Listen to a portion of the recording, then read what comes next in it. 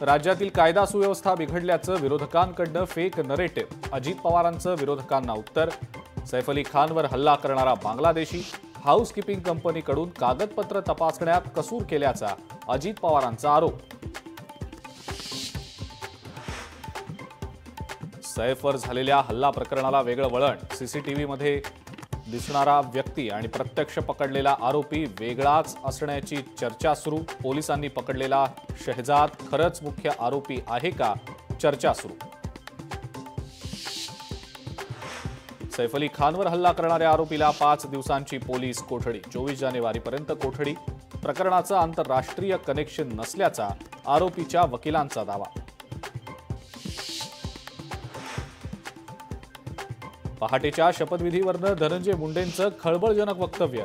शपथविधी हे षडयंत्र, दादांना शपथविधी वेळेला जाऊ नका असं सांगितल्याचा धनंजय मुंडेंचा दावा। रायगडमधला पालकमंत्री पदाचा वाद चिघळला। जिल्ह्यातल्या शिवसेना पदाधिकाऱ्यांचे सामूहिक राजीनामे।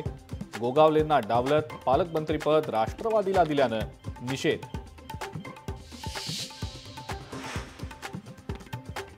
मुंबईतल्या वानखेडे स्टेडियमला 50 वर्ष पूर्ण।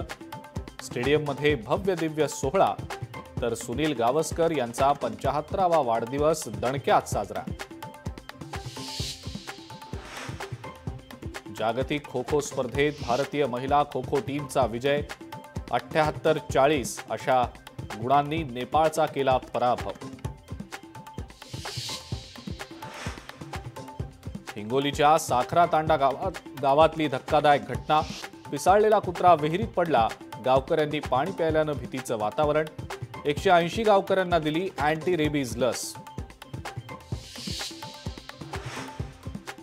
आणि प्रयागराजच्या कुंभमेळ्यामध्ये अग्नितांडव। शास्त्री पूल सेक्टर 19 कॅम्पमध्ये तंबू आणि इतर सामान जळून खाक। आगीवर नियंत्रण मिळवण्यात यश। पंतप्रधान मोदींनी योगी आदित्यनाथ यांच्याकडनं जाणून घेतली घटनेची माहिती।